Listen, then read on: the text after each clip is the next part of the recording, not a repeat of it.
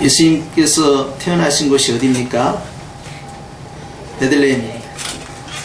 그 이후에 예수님께서 생활했던 곳, 즉 고향이라고 불림을 받았던 마을이 어디입니까? 나사렛. 그런데 예수님께서 그곳에서 거의 한 30년 가까이 사셨다가 그 이후에 공생의 사역을 시작하시면서 주님이 혼자 이사를 가십니다. 그것이 바로 이 갈릴리 바다 근처에 있는 가버나움이라는 곳입니다. 가버나움과 나사렛은 그렇게 먼 거리는 아니지만 나사렛에서 이제 생활을 하셨던 주님이 가버나움으로 옮김으로써 주님의 사역이 이제 시작이 된 것입니다. 예수님께서 새로운 곳으로 이사하셨다는 것은 앞으로의 사역이 시작된다 하는 것을 보여주시는 예가 되는 거죠. 가버나움에 가보니까 가버나움에는 이제 돌로 쌓여진 여러 집들이 있던데 그 한 집 위에다가 큰 예배당을 지어놨어요. 그것이 어디냐 하니까 베드로의 교회입니다. 보니까 거기가 베드로의 생가가 있더라고요.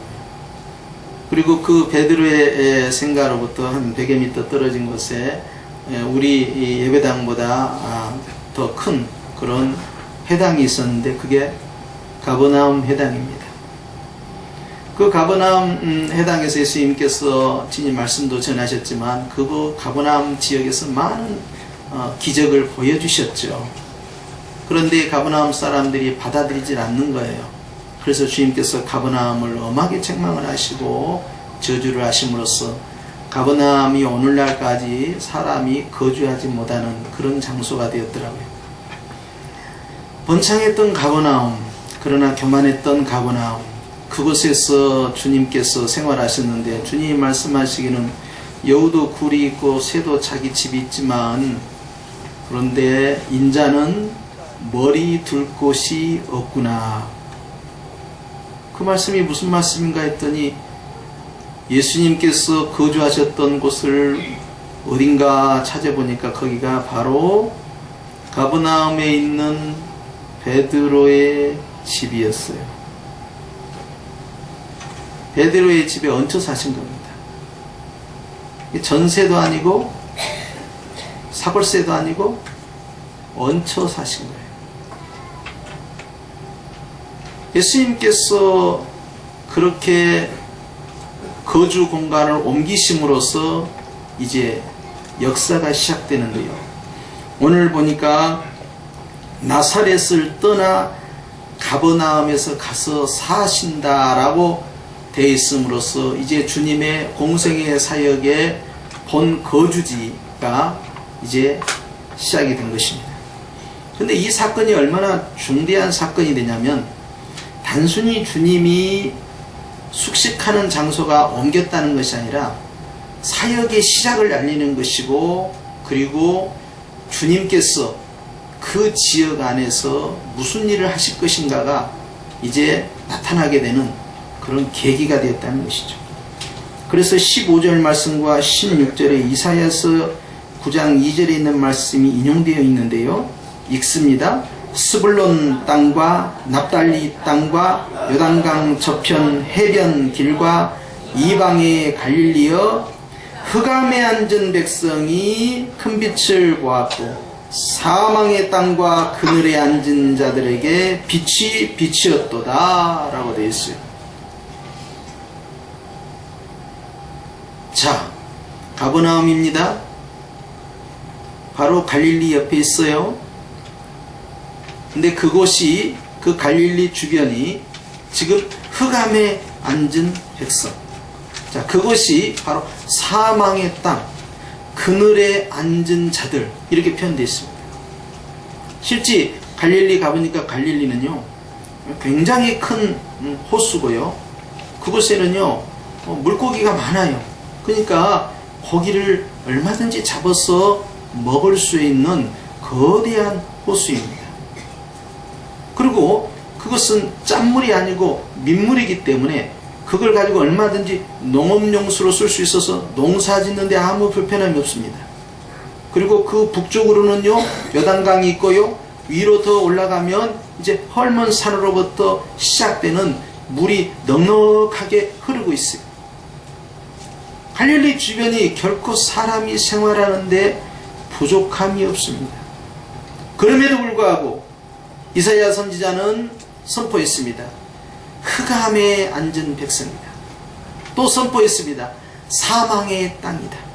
또 선포했죠. 그늘에 앉은 자들이다.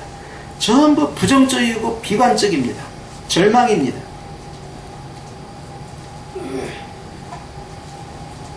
그 사회적 지위가, 정치적 지위가, 또 종교적 지위가 갈릴리는 변방입니다. 그래서 실제 우리가 지구본을 놓고 볼 때는 북쪽에 있는 갈릴리를 향하여 우리가 올라간다라고 표현돼야 되는데요. 항상 이스라엘 백성들의 세계관은 예루살렘 중심이기 때문에요. 예루살렘으로 내려오는 것인데 지형적으로는, 그런데 그런 지리적인 거 배제하고요. 예루살렘으로 올라간다 그래요. 항상 예루살렘 중심이에요. 예루살렘의 입장에서는 갈릴리는 별것도 아닌 변방이에요. 그런 지역에 이제 암담한 사건이, 예수 그리스도가 나타나기 전까지는 흑암이라고 선포해버린 거예요. 유대인들은 이사야서 글을 다 읽습니다. 아, 내가 있는 곳이 이게 흑암이구나. 내가 있는 곳이 사망의 땅이구나. 내가 있는 곳이 절망의 그늘이 있는 곳이구나. 알고 있어요. 그런데 여기에 무엇이 나타난다고 그랬어요? 빛이 나타난다고 했어요. 그걸 이스라엘 백성들도 유대인들이 알아요.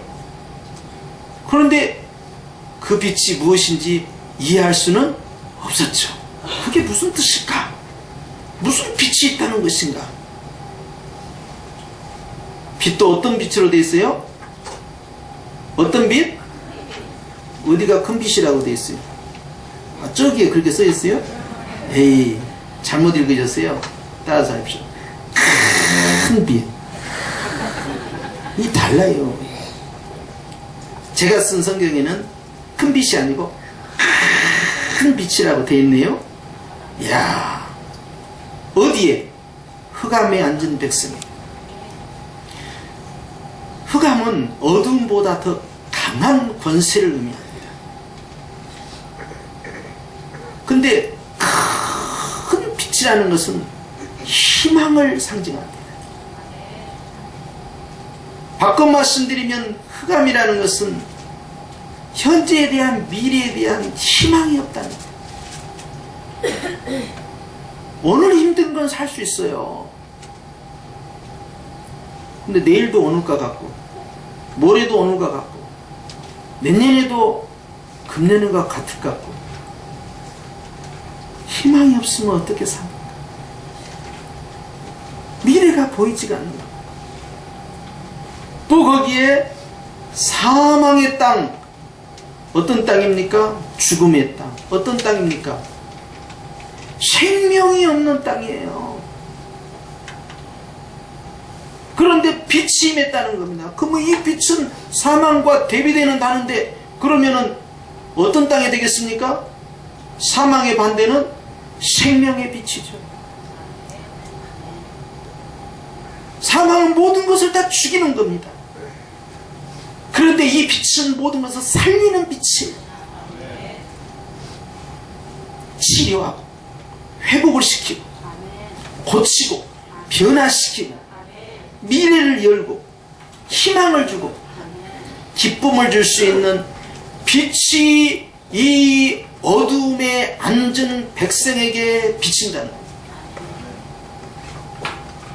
어디에 앉아있다고요? 어둠에 앉아. 오늘 교동문 1편에는 복 있는 사람은 어디에도 앉지 말고, 어디에도 서지 말고, 어디에도 가지 말고, 복 있는 사람은 어디에 앉아야 될 거냐. 그런데 지금 어디에 앉아 있어요? 흑암에 앉아 있어요. 어둠에 앉아 있어요. 절망에 앉아 있어요. 내일이 없습니다. 고기를 잡은들 기쁨이 없습니다. 농사를 짓는들 기쁨이 없습니다. 목축업을 통해서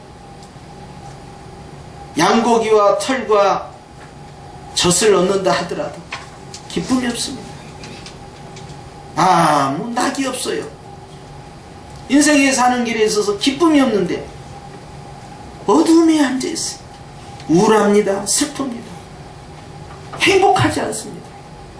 그런 인생, 그런 삶을 살 수밖에 없는 환경적 구조가 갈릴리 주변에 있어요. 그런데 그분이 오셨습니다. 나사렛에 계셨던 그분이 오셨습니다. 한 개인의 전입 신고가 아닙니다. 한 개인의 오심이 아니었어요.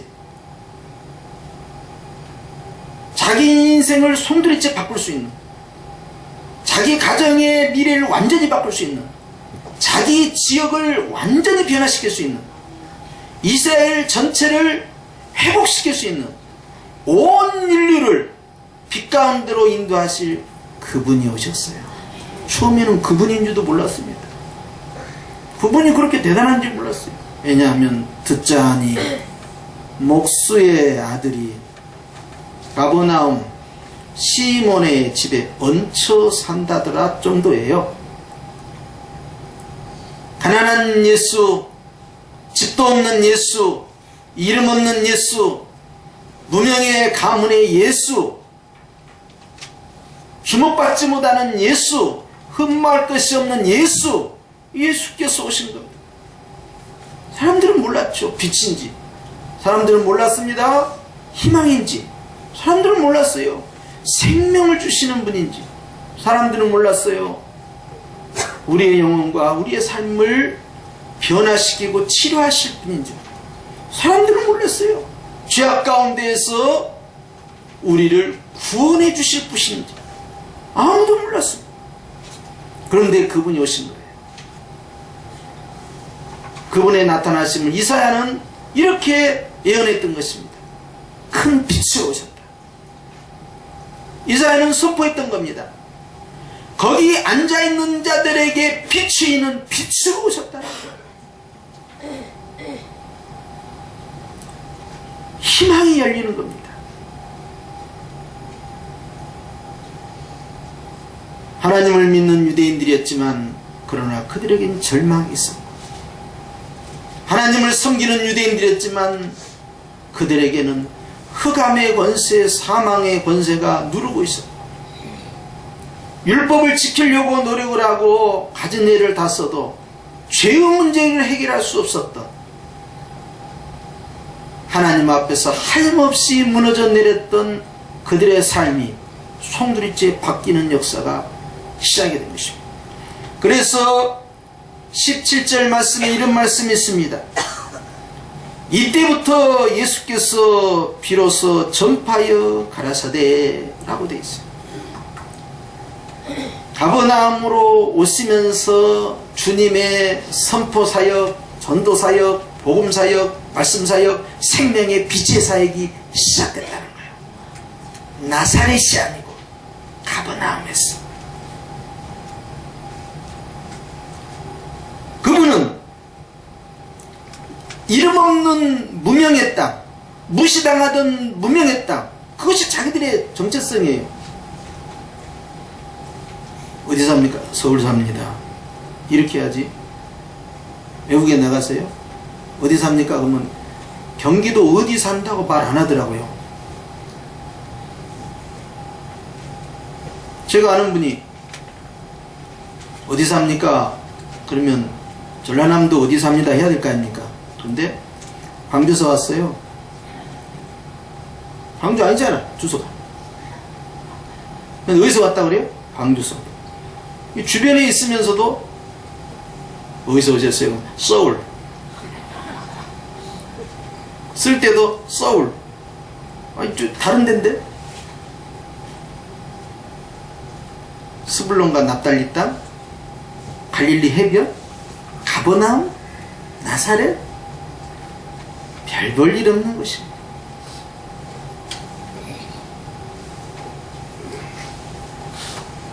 주님께서요, 주목받지 못했던 곳에 이사야 선지자를 통하여서 예언된 대로 그곳에 오심으로써 빛의 역사가 시작됐습니다. 그 주님이 우리에게 찾아오심으로 우리의 삶에도 빛이 비춰졌습니다. 빛이 비춰지면 어떻습니까? 어둠 가운데 빛이 비춰지면 환하죠. 대낮처럼 환하게 되면 어두울 때와 다른 감정을 느껴요. 깜깜하고 어두움은요, 무섭습니다.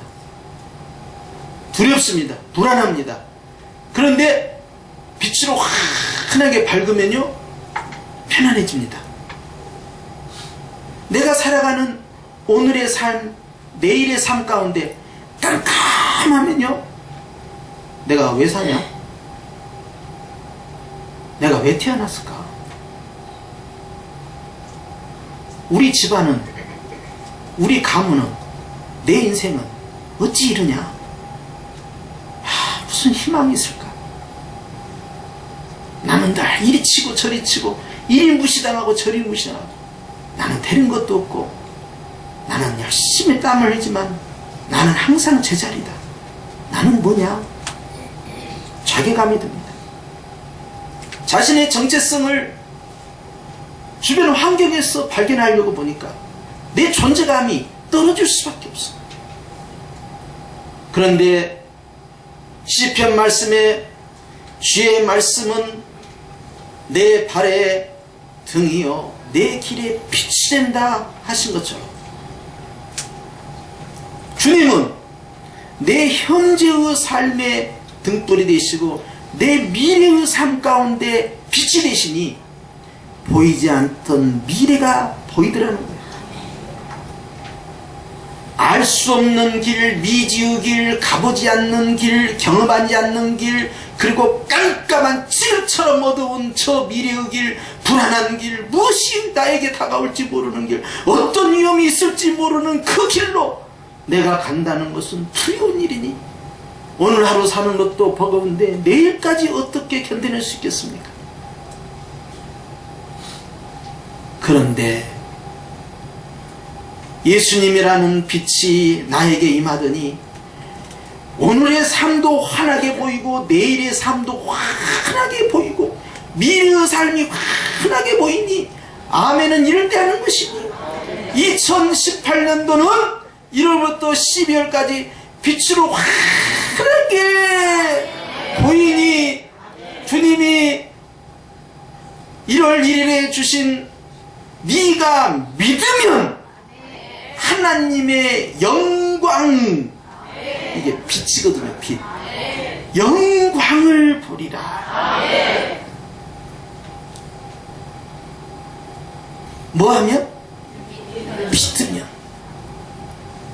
가보지 않는 길, 경험하지 않는 길, 알지 못하는 길, 익숙하지 않는 길, 예측할 수 없는 길인데 믿으면 주님이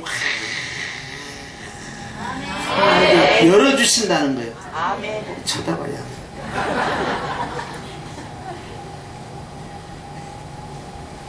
빛도 보통 빛이 아니고 어떤 빛이요? 큰 빛인데 창세기에 보니까 하늘에 두 광명이 있는데 큰 광명이 있고 작은 광명인데 큰 광명이 무엇이냐면 태양이라고 써져 있었잖아요. 창세기 있잖아요. 뭐처럼 빛난다? 해처럼 빛나는 이보다 더 최상급의 빛이 있나요?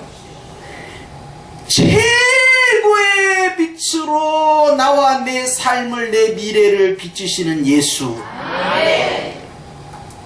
근데 이 빛은 이상한 빛입니다. 이 빛은요 단순히 밝게만 하는 빛이 아니고 몸을 고치네요. 치료의 방설. 마음을 고치네요. 평안의 빛이. 나를 거듭나게 하네요. 생명의 빛이. 죄를 이기게 하시네요. 능력의 빛이. 내 길을 인도하시네요. 하나님의 영광의 빛이더라고요. 어느 누구도 내일을 갔다 오지 않았지만 그런데 전혀 다르게 갑니다. 한 사람은 마치 가본 것처럼 갑니다. 한 사람은 전혀 경험하지 않는데 경험한 것처럼 갑니다. 한 사람은 전혀 앞에 무엇이 있는지도 모르면서도 무엇이 있는 것이 있는 것처럼 아는 것처럼 그렇게 식색하게 갑니다. 너는 누구냐?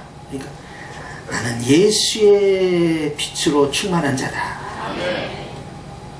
요한복음 1장에 예수님께서는 세상에 임하시는 참 빛이다 말씀하셨습니다. 또한 주님께서 마태복음 5장 말씀에 너희는 세상의 빛이 되어라 라고 말씀합니다.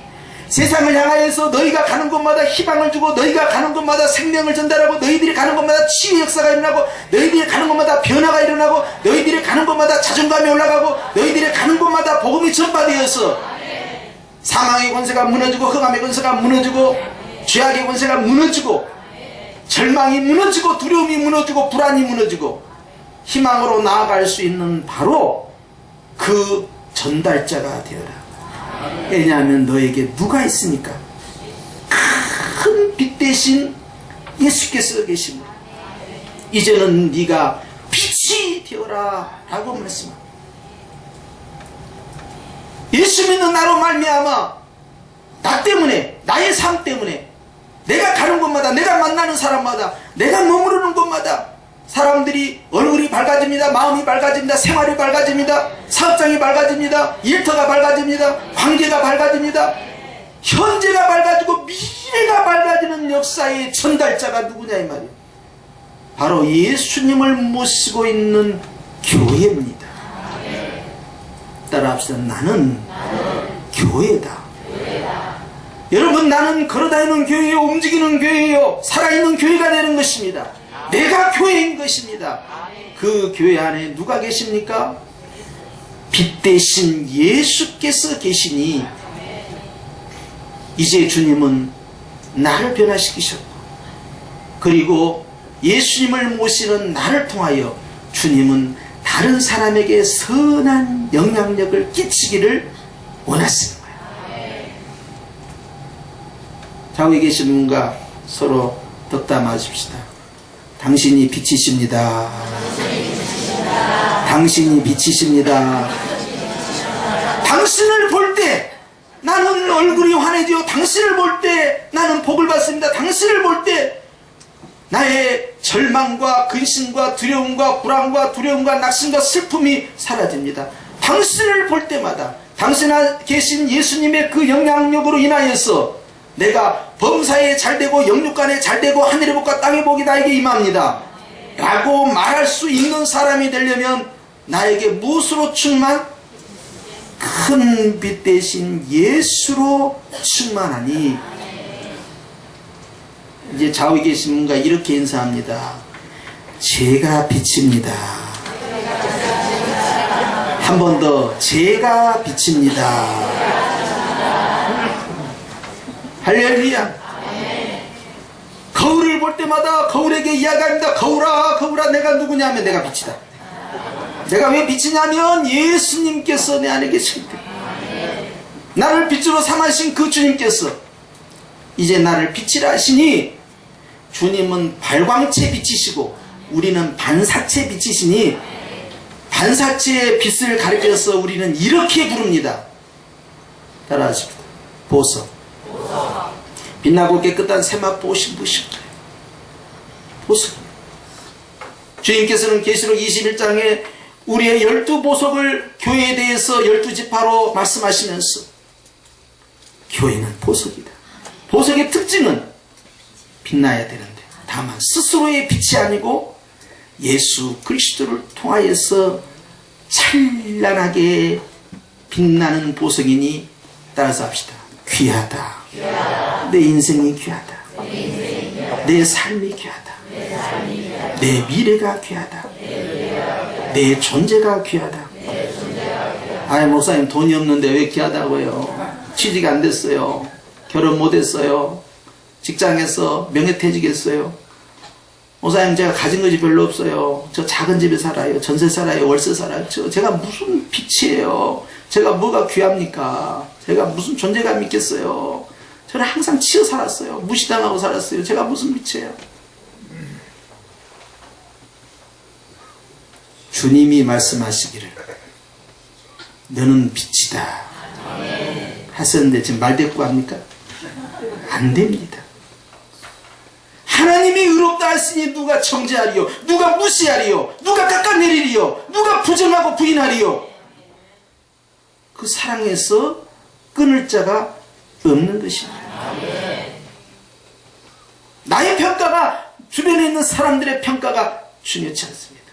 부모가 나를 어떻게 보느냐, 형제가 나를 어떻게 보느냐, 주변 사람들이 나를 어떻게 보느냐가 중요하지 않습니다. 주님은 저를 무엇이라 하십니까? 너는 보석처럼 빛나는 빛이구나. 자기가 자기 자신에 대해서 빛인지를 깨닫지 못하면 주님이 슬퍼하십니다. 주님, 저는 몸이 병들고 나이가 들고 이제 별로 할 일이 없는데, 주님 나라에 갈 날이 가까운데, 몸도 마음도 예전 같지 않는데 제가 무슨 역할을 할 수 있겠습니까? 주님은 묻습니다. 오래된 빛은 더 귀하다. 이럴 때는 아멘 하는 할렐루야. 누가 누구에 대해서 정죄할 수 있겠습니까? 오늘 주님이 흑암에 앉아있는 그 포지션이 앉아있어요. 일어서 있는 게 아닙니다. 앉아있어요. 절망이에요. 앉아있는 신앙이에요. 앉아있는 백성에게 큰 빛이 보이는구나. 사망의 땅에서 어둠의 그늘, 낙심의 그늘, 슬픔의 그늘, 좌절의 그늘, 모든 것을 포기할 수밖에 없는 그 그늘에 앉아있는 자들에게 무너져 내린 삶이에요. 빛이 비쳤구나. 아멘. 주님은 우리를 빛이라 하십니다. 내가 예수님을 믿는다는 이유 한 가지 때문에 주님은 나를 빛이라 하십니다. 우리가 하나님 앞에서 내 자신을 어떻게 볼 것이며, 나 때문에 다른 사람들에게 빛이 나가야 되는데 내가 왜 그 빛을 커튼을 쳐서 가리고 있느냐. 근심의 커튼, 슬픔의 커튼, 절망의 커튼을 걷어 올렸어. 기쁨의 빛을, 평안의 빛을, 생명의 빛을, 살리는 빛을 전달하라는 것입니다. 주님이 계신 곳이 희망의 시작이었습니다. 주님이 머무르는 곳이 변화의 시작이었습니다. 생명의 빛 대신 주님께서 이제 우리 안에 영원토록 거주하시면서 내가 세상 끝날까지 너희와 항상 함께 있으리라. 주님은 우리의 미래를 보장하셨습니다. 2월달에 무슨 일이 있을지, 3월에 무슨 일이 있을지, 7월에, 8월에, 10월에, 11월에, 12월에 무슨 일이 있을지 모릅니다. 그러나 아는 게 있습니다. 미래는 주님의 것이요, 주님은 내 안에 계시니 그 미래는 나의 것이야. 시간을 창조하시고 나에게 시간을 주셨고, 미래를 창조하시고 미래를 나에게 안겨주시고, 빛을 창조하시고 나에게 빛을 넣어주셔서 창조의 생명사역을 시작하셨으니 이전 것은 지나갔으니 보아라, 주목하거라, 새 것이 되었다. 우리 주님 새롭게 2018년도를 향하여서 걸어가라는 것입니다. 큰 빛이 임하였으니 금년 새 믿으면 네가 하나님의 영광을 보리라. 믿으면 큰 빛으로 말미암아 네가 빛나게 되리라. 그런 복이 저와 여러분에게 또 우리의 현재와 미래 가운데 또 우리의 가정과 교회 가운데 또 우리의 일터와 생업 가운데 충만히 임하시기를 축원합니다. 기도드리겠습니다.